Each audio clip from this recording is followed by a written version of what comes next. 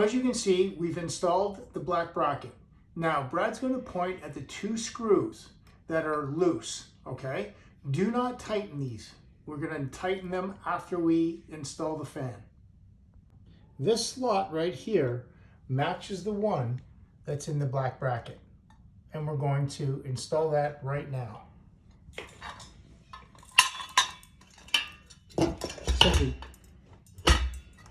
And as you can see, it's clicked right in perfectly. So as you can see, there's a flat spot right there.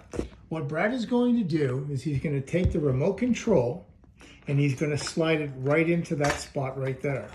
So now the 3 blue, white, and black wires are on the right side, and we can see the 2 black and white wires on the left side. So again, the power is off, and as you can see on this side, we have our ground. The blue, black, and white go to the remote control, and the black and white wire will go to the remote control as well.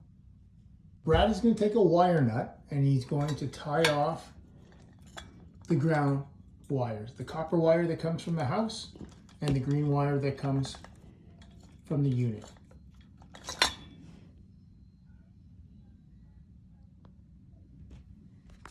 So as you can see now, the white, black, and blue wires are all tied off with the wire nuts, and the same thing on the left-hand side for the power.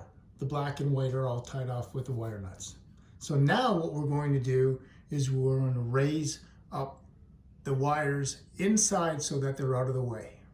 So with the wires tucked under, initially we had these 2 screws right here that were loosened. What we're going to do now is we've raised up the ceiling coupling, and all we're going to do is twist it so that now it stays in place, and Brad will take the bottom part and move that up, and your fan is now installed.